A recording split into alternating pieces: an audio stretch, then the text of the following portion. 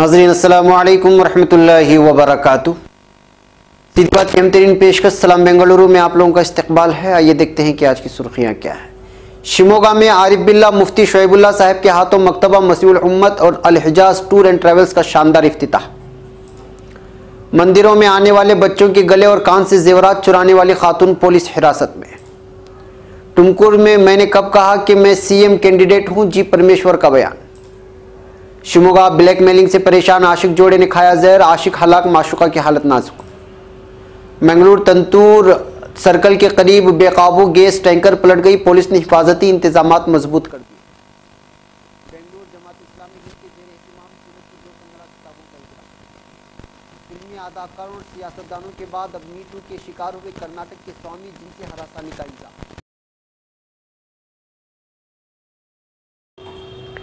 नाज़रीन अस्सलामु अलैकुम वरहमतुल्लाहि वबरकातुहू। सीधी बात की अहमतरीन पेशकश सलाम बेंगलुरु में आप लोगों का इस्तकबाल है। मैं अंसार अजीज़ नदवी कर्नाटक के मुख्तलिफ इलाकों की कुछ अहमतरीन खबरें लेकर मैं आपकी खिदमत में हाजिर हूँ। आइए खबरों की तफसीलात पर नज़र करते हैं।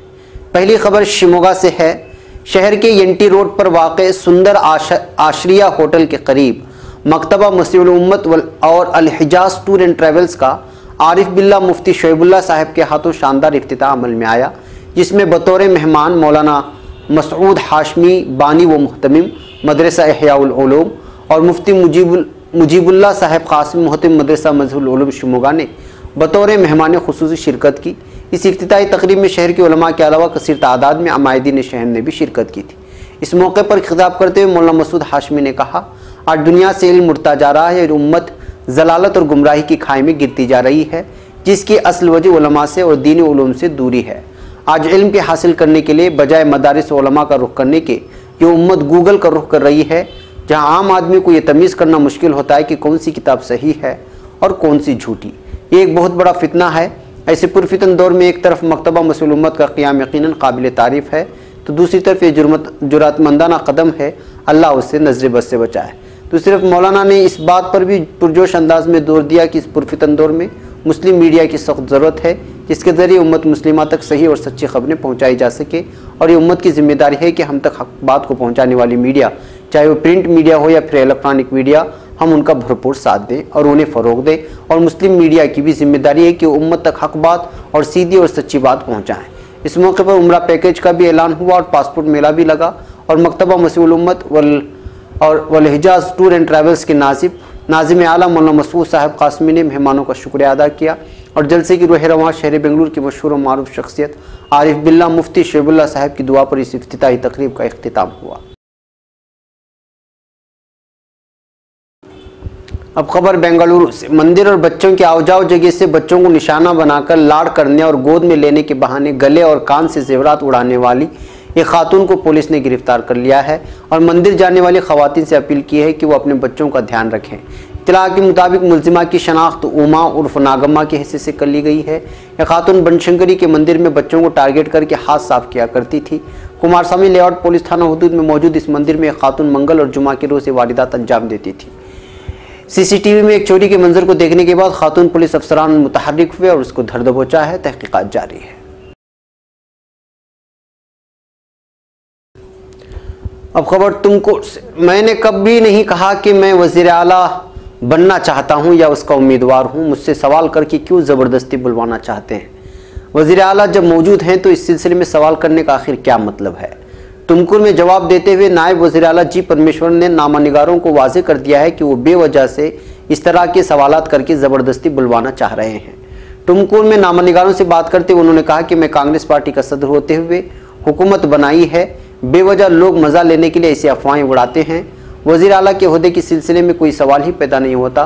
कोई बेलगाम में मुझे पूछा था कि आप वज़ीर आला बनने के अहल हैं, तो मैंने उसके जवाब में जी हाँ कहा था, मगर इसका गलत मतलब निकाल लिया गया।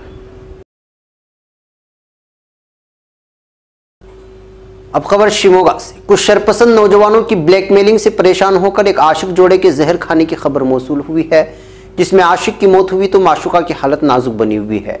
यह मामला शिमोगा के हुसूर इलाके का है। हुसूर का मुकीम संजय और रागी हसरली नामी देहात की लड़की से दोस्ती थी। दोनों एक जगह पर तनहा काबिल इतराज़ हाल में थे कि इस बीच आइनूर देहात के कुछ शरपसंद नौजवानों ने इसकी वीडियोग्राफी कर ली और इसी के चलते संजय से 5 लाख रुपयों का मुतालबा कर रहे थे और बार बार वीडियो लीक करने की धमकी देकर परेशान कर रहे थे। इससे परेशान दोनों आशिकों ने कुमसी नामी एक इलाके के मंडघट्टा नामी देहात के खेत में एक साथ जहर खाकर खुदकुशी की कोशिश की। मकामी लोगों ने दोनों को मकामी अस्पताल में दाखिल किया, मगर इलाज बेसुध होने की वजह से नौजवान हलाक हो गया है, जबकि लड़की की हालत नाजुक बनी हुई है। पुलिस मामला दर्ज करके खातियों को पकड़ने की कोशिश कर रही है। अब खबर बेंगलुरु से। ड्राइवर के हाथों एक गैस टैंकर बेकाबू होकर बेंगलुरु के नंतूर सर्कल के करीब पलट जाने की खबर आज 3 बजे मौसूल हुई है। इतलात के मुताबिक बेंगलुरु से बेंगलुरु की जानिब जा रही ये टैंकर अचानक बेकाबू होकर पलट गई थी। ज़हर किस्मत गैस लीक नहीं हुई। हादसे में टैंकर ड्राइवर को नुकसान पहुंचा है और जख्मी हुआ है। गैस रिसने के खदशात के पेश नज़र पुलिस ने पेशगी इक़दामात करते हुए रास्ते को बंद कर दिया है और आसपास की इमारतों को खाली कराया गया है, जबकि हंगामी हालात में टैंकर को ठिकाने लगाने का काम भी जारी है। अब खबर बेंगलुरु से। कर्नाटक साहित्य परिषद के हाल में आज जमात इस्लामी हिंद के ज़ेर एहतिमाम एक जलसे का इनेकाद किया गया था, जिसमें सीरत की 2 कन्नड़ा किताबों का इजरा अमल में आया।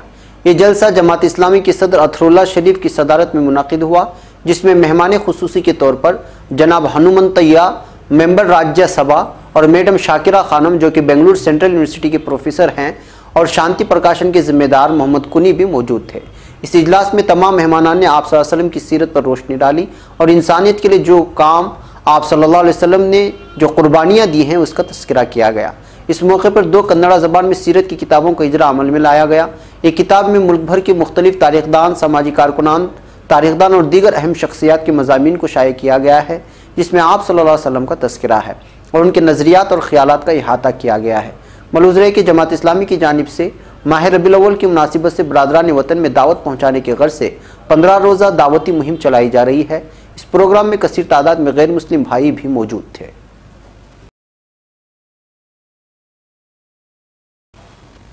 अब खबर बेंगलुरु से। एक फिल्मी अदाकारा ने मी टू टैग के साथ फिल्मी शूटिंग के दौरान एक मशहूर फिल्मी अदाकार के खिलाफ जिनसी हरासानी का इल्ज़ाम लगाने का सिलसिला शुरू किया था, जिसके बाद ये टैग ट्विटर इस कदर मशहूर हो गया कि इस जद में सियासी लीडरान समेत कई लोग आ गए और इस तरह कई दिनों तक मीडिया में ये मौजू चलता रहा। अब छोटे से ब्रेक के बाद कर्नाटक बेंगलुरु नेलमंगला तालुके के वन्नूकलू नामी मठ के स्वामी बसवराया पर एक खातून ने दस्तदराजी और जिनसी हरासानी का इल्ज़ाम लगाया है। माफ़ कीजिएगा, बसवा रामा वो नाम है। इल्ज़ाम लगाने वाले औरत एक वीडियो में बयान दिया है कि मज़कूरा स्वामी किस तरह उसका इस्तेहसाल किया। उसने स्वामी के साथ फ़ोटो होने और फिर व्हाट्सएप में पैगामात के रद्द-बदल की भी इत्तला दी है।